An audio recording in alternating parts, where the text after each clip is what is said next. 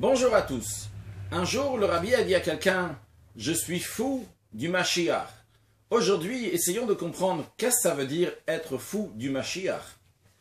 Dans la paracha de Tetzavé, il y a écrit « Ve'ata Tetzavé b'nei Israël ». C'est Dieu qui parle à Moshe Rabbeinu, à Moïse, et il lui dit « Toi, Moïse, tu vas ordonner le peuple juif, ils vont prendre de l'huile pure, concassée, pour le luminaire, c'est-à-dire pour la menorah, pour le candélabre qui était dans le temple, ils vont te l'amener à toi, et comme cela on pourra éclairer une lumière qui est là pour toujours. Il faut comprendre pourquoi la Torah s'exprime par Ve'ata Tetzavé, qui veut dire que toi, tu vas ordonner. Sous-entendu que c'est Moshe lui-même qui donne l'ordre au peuple juif. C'est pas Moshe qui donne l'ordre, c'est Dieu qui donne l'ordre, Moshe est juste là pour transmettre. Donc, il fallait dire, comme on retrouve souvent dans la Torah, Tzav et bnei Israël ordonne au peuple juif, mais le message vient de Dieu. Pour comprendre cela, voyons, chacun de nous a une neshama, a une âme. Dans cette âme même, il y a plusieurs niveaux, si on peut dire. Il y a ce qu'on appelle le etzem aneshama, l'essence de l'âme, qui est aussi appelée yechida, du langage de Yachid, qui est une parcelle de Dieu qui Yachid, elle est totalement unie avec Dieu. Puis, on a ce qu'on appelle la neshama qui est là-haut. La neshama qui est là-haut, c'est une partie de notre neshama qui ne s'est pas habillée dans le corps, qui est plus bas aussi que ce qu'on appelle l'essence de la neshama. Et ça s'appelle aussi chaya. Ça en tout, c'est au-delà de nous, ça ne rentre pas dans nous-mêmes. Puis, on a un troisième niveau de la neshama, si on peut appeler ça un troisième niveau par rapport au premier, qui s'appelle nefesh, ruach, neshama. C'est la neshama, c'est l'âme qui est à l'intérieur de nous-mêmes. Aujourd'hui, ce qu'on va discuter sur le Etzem HaNeshama, sur l'essence de notre âme, qui est une parcelle de Dieu et qui a priori n'est pas au quotidien, puisque ce n'est pas habillé dans nous-mêmes, mais c'est au-delà de nous. Et justement, le travail de Moshe Rabbeinu, c'est de nous attacher à Dieu. Et il nous attache à Dieu, comment? En dévoilant notre Etzem HaNeshama, l'essence de notre âme dans nous-mêmes. En faisant quoi? Le Zohar dit que Moshe Rabbeinu nourrit la neshama du juif.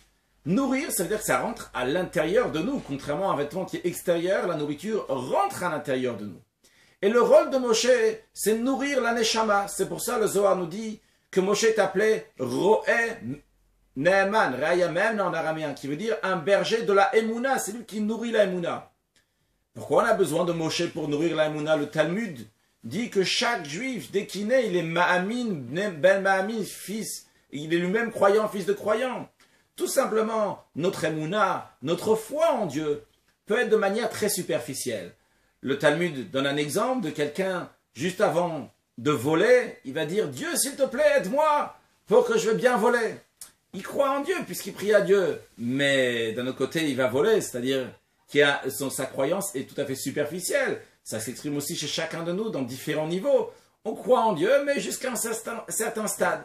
Et justement, encore plus que ça, même lorsque quelqu'un, sa croyance agit, c'est-à-dire que sa croyance va dans le concret, il fait tout ce qu'il faut. Mais le fait même que sa croyance, c'est la juste traduction, en tout cas sa émouna, sa foi en Dieu, tant que sa foi ne s'est pas intégrée dans son cerveau, c'est-à-dire qu'il n'a pas compris, il n'a pas de plaisir de cette foi, eh bien, ça n'a pas pris entièrement.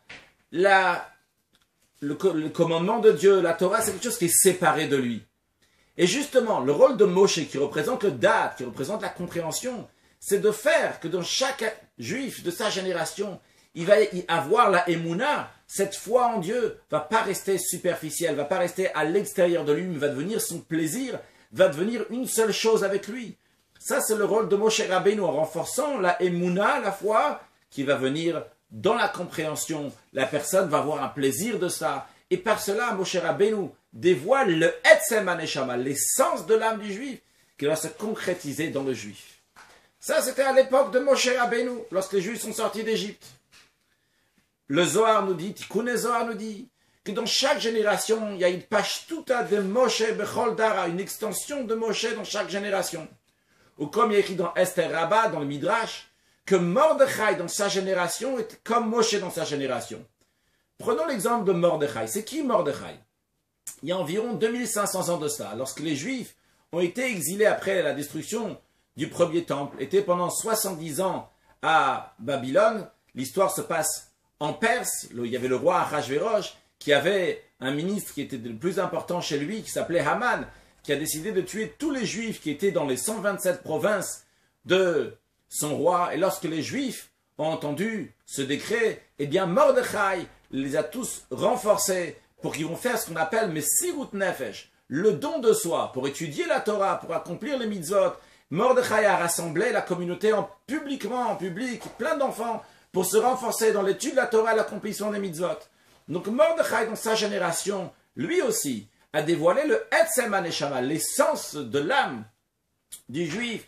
Il a dévoilé, ça va s'exprimer, d'être prêt à se donner totalement pour Dieu. Personne n'a pensé à se convertir pour s'enlever de son dos le décret de Haman. Et tout le monde est resté fidèle à Dieu. Grâce à qui? Grâce à Mordechai. Mordechai, lui, il a renforcé, ce qui était le Moshe Rabbeinu de sa génération, a renforcé sa génération pour faire Torah Mitzvot. Donc, on a pour l'instant deux étapes. On a l'époque de Moshe Rabbeinu qui renforce la Emouna pour sa génération. En effet, sa génération est devenue un Dordéa, une génération qui connaissent Dieu, qui comprennent Dieu. Et comme ça, il a amené le Etzem HaNeshama, l'essence de l'âme, dans sa génération à lui. On a Mordechai, dans sa génération, ce qu'il avait besoin pour amener le Etzem HaNeshama, pour que la Neshama va se dévoiler, c'est justement par ça qu'ils vont se tenir fort pour faire Messirut Nefesh, pour faire le don de soi alors qu'il y avait un décret de Haman. Mais il y a une troisième étape, si on peut appeler ça une étape, ou un troisième niveau, une troisième manière, c'est lorsque on ne voit pas Moshe Rabbeinu. Moshe Rabbeinu n'est pas derrière toi. Et il n'y a pas non plus de décret de Haman qui va te forcer à faire quoi que ce soit. La vie va très très bien. Tout va bien matériellement, les choses vont bien spirituellement. En tous les cas, comme on essaye, c'est déjà pas mal. Mais quand même, le juif dévoile l'essence de son âme dans la vie de tous les jours. C'est-à-dire qu'il dit, je vais me donner à fond pour aller au cours de Torah maintenant. Je ferai tout pour manger kasher. Je ferai tout pour garder la pureté familiale. Je ferai tout, et tout encore plus que ce que je peux pour envoyer mes enfants dans une école juive pour que les enfants vont avoir une bonne éducation. Il n'y a personne qui l'a forcé ici. Mordechai n'était pas Moshe Rabbeinu n'était pas devant lui. Il n'y avait pas un Haman avec un bâton qui lui dit si tu vas aller dans une école qui n'est pas juive, on va te traiter de sale juif. Tout va bien, on est gentil avec toi. Mais quand même, je fais tout. Et je dis, je suis entièrement pour Dieu. Si on veut illustrer ça dans l'histoire du peuple juif, ces trois étapes, trois niveaux, manières, on peut le retrouver. La première à l'époque du don de la Torah. Au don de la Torah, le peuple juif a dit, Na sevenishma, on va faire ce que Dieu veut. Même sans comprendre, on fera tout. Mais nos sages disent qu'au moment du don de la Torah, Dieu a mis sur les juifs une montagne. Il a dit, vous devez recevoir la Torah. Et comme la Chassidoute explique, qu'est-ce que ça veut dire une montagne? C'est plein d'amour. Dieu leur a donné tellement d'amour. Les juifs ne pouvaient pas dire non. Quelqu'un, il t'a sorti d'Égypte, tu étais un esclave là-bas. Il t'a ouvert la mer Rouge parce qu'il y avait les Égyptiens derrière toi. Il t'envoie de la manne, du pain céleste. Tous les jours, tu as de quoi manger grâce à lui. Et viens, il te dit, s'il te plaît, j'ai une Torah à te donner. J'aimerais que tu la fasses. Et tu vas dire non, tu ne peux pas dire non, c'est impossible. Puis on a une autre situation. Une situation qu'on a dit tout à l'heure, celle de Mordechai avec Haman, qui fait un décret sur le peuple juif. Et nos sages disent, les Juifs ont reçu ce qu'ils avaient commencé à faire.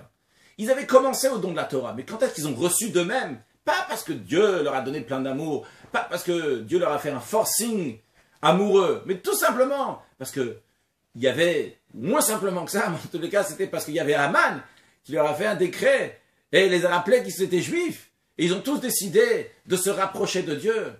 C'était pendant le décret. Et ils ont fait Messirut Nefesh. Mais c'était pas parce qu'il y a un dévoilement divin. C'était d'eux-mêmes, c'est venu. Mais le Talmud nous dit plus que ça. Une fois que les Juifs ont gagné la guerre contre Haman, ils ont tué les ennemis. Et la victoire était pour les Juifs. On a fixé la fête de Purim. Il y a écrit Kimu ve kiblu ha-Yehudim. Les Juifs ont reçu et accompli.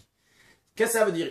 Ils ont accompli ce qu'ils avaient reçu au moment du don de la Torah. C'est-à-dire qu'il y a encore une fois, à nouveau, les Juifs ont reçu sur eux. C'est quoi la différence? La première fois que les Juifs ont reçu au don de la Torah, il y a un dévoilement divin. La deuxième fois, lorsque les Juifs ils ont reçu pendant le décret de Haman, c'est parce qu'il y avait un décret derrière qui les a poussés à se renforcer, à se serrer les coudes et se dire on va se rapprocher de Dieu.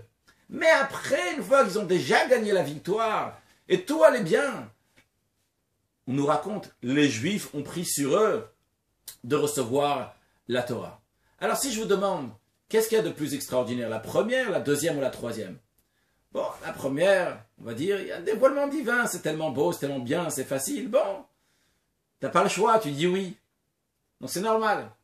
Mais entre la deuxième et la troisième, entre la situation dans laquelle il y a un décret, je risque ma vie, et la situation dans laquelle il n'y a plus de quoi risquer sa vie, les choses vont bien, mais quand même, je me donne totalement à Dieu. Quel niveau est le plus fort? Eh bien, le plus fort par rapport aux Juifs, quand est-ce qu'on voit qu'il a vraiment dévoilé son Etzem Haneshama, l'essence de son âme? C'est ni le premier niveau, et même pas le deuxième niveau, mais c'est le troisième niveau. Pourquoi? Dans le premier niveau, c'est Dieu qui t'a dévoilé l'essence de ton âme. Il t'a fait quelque chose de tellement extraordinaire, tu dis oui. Et même dans le deuxième niveau, lorsque c'est Haman, lorsqu'il y a un décret, et tu es prêt à donner ta vie. On donne l'exemple de Haman et Mordechai, mais ça peut être aussi l'exemple, comme c'était à l'époque du communiste et du rabbi précédent, Rabbi Yosef Yitzhak, le beau-père du rabbi, dans les années 1920-1927, dans lequel c'était très difficile pour faire la Torah mitzvot et qui renforçait tout le monde à faire Torah mitzvot. Oui, ces juifs-là en Russie ont décidé de donner leur vie pour faire Torah mitzvot. Et c'est extraordinaire, juste lire ces histoires, c'est émouvant. Et ça nous motive à nous aujourd'hui de faire les choses. Mais finalement, qu'est-ce qui les a poussés à faire tout ça? C'est parce qu'il y avait un décret. Et quand tu prends une olive et tu la presses, alors à ce moment-là, c'est normal qu'il y a de l'huile qui sort, il y a le meilleur qui sort. Mais est-ce que vraiment ça t'a transcendé? Est-ce que vraiment c'est toi? Ou c'est l'adrénaline qui est là pour te sauver parce que la situation est grave? On a la troisième étape par contre. Lorsque tout va bien, tu es en Amérique, tu es en France, les choses vont bien matériellement, les choses vont bien spirituellement. Et tu dis, j'ai pas envie d'aller à un cours de Torah. C'est difficile aujourd'hui. C'est pas évident de prendre un bus pour amener mes enfants à l'école. C'est pas évident le matin, le soir. C'est pas évident ci, c'est pas évident ça. Et il n'y a personne qui t'embête. C'est toi, c'est entre tes mains, toi décider. Et lorsque toi, tu vas dire, mais il est hors de question, je vais faire uniquement ce que Dieu veut. Ça montre, c'est pas l'adrénaline qui est dans toi. C'est toi-même, toute ta personnalité. Elle s'exprime pour faire la volonté de Dieu. Lorsqu'il y a l'adrénaline, c'est pas la vraie personne, c'est quelque chose d'autre qui est dans lui qui le pousse.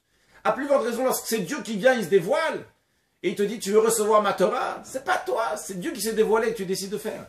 Mais lorsqu'il n'y a que toi maintenant, il n'y a rien d'autre, c'est à toi de décider. Ça va bien matériellement, ça va bien spirituellement. Et toi, tu prends en main, tu décides de faire tout ce que Dieu veut. Là, tu as dévoilé l'essence de ton âme dans la totalité. Alors la base de tout ça, ça commence par Moshe Rabbeinu. C'est Moshe Rabbeinu et le Moshe de chaque génération. Le Mordechai dans sa génération, le rabbi précédent dans sa génération, dans notre génération, le rabbi, qui donne la force pour cela, pour commencer ce travail-là. Et c'est pour ça qu'il a écrit « Ve'ata tetzaveh et bnei Israël » Toi, Moshe Rabbeinu, tu vas ordonner le peuple juif. Il y a le sens simple d'ordonner le peuple juif. Mais le tetzaveh, c'est aussi du langage de tsevet, tsavta, chibur, qui veut dire en hébreu, en araméen, un lien. Et qui est-ce qui nous lie avec Dieu? C'est Moshe Rabbeinu. Qui est-ce qui fait que l'essence de notre âme va s'exprimer dans la vie de tous les jours? C'est grâce à Moshe Rabbeinu. Moshe Rabbeinu donne le feu vert. Mais après, c'est à nous de faire. Et lorsque nous on fait, alors à ce moment-là, c'est encore plus haut que le commencement, que ce que Moshe Rabbeinu nous a donné. Parce que celui qui nous a donné, on l'a vu, il nous a motivés. Mais lorsqu'après, c'est toi-même qui te motive, ça, c'est le niveau le plus haut qu'il peut y avoir. Si on veut traduire ça dans la vie de tous les jours, il y a une situation dans laquelle tout va bien. On est bien, la famille, avec les frères et sœurs, avec les parents. Les choses vont bien, tout est brillant, tout est extraordinaire. Et à ce moment-là, c'est à nous de décider comment on veut se comporter. Si tu veux vraiment, tu peux dire, on va renforcer notre amour, on va être bien entre nous. Il y a une situation dans laquelle il y a quelqu'un qui est malade, quelqu'un qui a un problème financier, tout d'un coup on se dit on va se mettre à l'aide pour lui, on va l'aimer, etc. Alors c'est vrai, on a éveillé quelque chose pour lui. Mais pourquoi attendre ce moment-là, un moment qui est difficile? alors qu'on pourrait en profiter quand tout va bien aussi. Faire des soirées, faire un événement pour se rencontrer, pour partager l'amour qu'on a déjà entre nous. Il ne faut pas attendre qu'il y a quelque chose qui nous renforce, qui nous pousse à se renforcer, à s'unir. On voit malheureusement, lorsqu'il y a une guerre, alors les Juifs se mettent ensemble. Mais lorsqu'il n'y a pas de guerre, pourquoi pas se mettre ensemble quand tout va bien? Quand tout va bien, on se met ensemble, ça c'est une preuve que vraiment on s'aime. Évidemment, on s'aime quand même si on montre les signes d'amour seulement quand il y a une guerre. Mais dans tous les domaines, c'est comme ça. Lorsqu'il y a un deuil, tout le monde est là pour la personne, le pauvre. Lorsqu'il y a une joie, est-ce qu'on est vraiment joyeux de ce que l'autre il a, que tout va bien? Dans la vie de couple, au mariage, tout est beau, tout est bien, ça brise, comme Dieu qui vient te donner la Torah, entre guillemets, hein, si on peut donner cette image. Les choses sont toutes nouvelles, il y a plein d'amour. Alors, bon, c'est normal qu'on s'aime, c'est normal que tout va bien. Il peut y avoir une situation, malheureusement, que quelqu'un devient malade, un accident, que Dieu en préserve, une situation difficile. Alors, on se soutient, on est ensemble. Mais pourquoi pas profiter lorsque tout va bien, lorsque on a avancé déjà, on n'est pas la première année de mariage, on a déjà plusieurs années de mariage, et tout va bien, il n'y a pas de problème. C'est une occasion, profite de ça. Montre vraiment ton amour, éveille ton amour. Donc bien sûr, ça c'est extrapolé. Cette notion qu'on a dit avant. La notion, en tous les cas, qu'on a dit avant, c'est quoi? C'est dévoiler le Etzem HaNeshama, l'essence de l'âme, même lorsque tout va bien, tout est extraordinaire. Et je tiens à rajouter une parenthèse. Ce discours qu'on est en train de dire, c'est ce que le Rabbi a donné en main propre, le dernier discours chassidique que le Rabbi a donné en main propre aux chassidim, environ 2 semaines avant que le Rabbi a eu un AVC. Et si je peux me permettre, le Rabbi te dit, tu sais, lorsque tu me vois, je te fais des sourires, je t'écris, je t'encourage. C'est bien, c'est beau. Il y avait l'époque aussi en Russie, dans laquelle les chassidim avaient l'adrénaline, si on peut dire, grâce à cause du communiste. Mais aujourd'hui, tu es dans un pays où tout va bien, dans lequel tu peux tout faire. Et tu sais, ça arrive un moment où tu ne vas pas me voir. Je ne serai pas là pour te faire un sourire, je ne serai pas là pour t'encourager. Oui, je te donnerai mes bénédictions pour que tu aies tout matériellement, spirituellement. Mais tu ne vas pas voir physiquement. Et quand même, reste un chassid. Et pas juste reste un chassid, sois encore un plus grand chassid. Comporte-toi encore mieux. Il n'y a personne qui t'a forcé, il n'y a personne qui est derrière toi. Mais là, on va voir vraiment, on donne les choses entre tes mains. J'ai entendu une histoire, sûrement elle est vraie, qu'une fois, dans les années 1960 environ, le Rabbi a dit à quelqu'un en audience privée, le Mashiach ne va pas venir grâce aux Juifs du Maroc, il ne va pas venir grâce aux Juifs de la Russie. C'est pour enfoncer personne, vous allez comprendre tout de suite ce que le Rabbi veut dire. Le Rabbi a dit, ils vont venir grâce aux Juifs d'Amérique. Les Juifs du Maroc étaient pauvres. Normal, ils demandent Mashiach. Les Juifs de Russie étaient oppressés. C'est normal qu'ils demandent Mashiach. Dieu a dit, je vous donne l'Amérique. Vous avez tout ce qu'il faut. Vous n'allez pas avoir de pauvreté. Vous n'allez pas être oppressés. On va voir maintenant ce que vous voulez. Évidemment, il ne s'agit pas seulement d'Amérique, mais il s'agit du monde entier. Dans ce discours, le Rabbi explique que un Juif, l'essence de son âme est attachée à Dieu. Et pourquoi il veut Mashiach? Parce que lorsque Mashiach va venir, Dieu va se révéler dans le monde.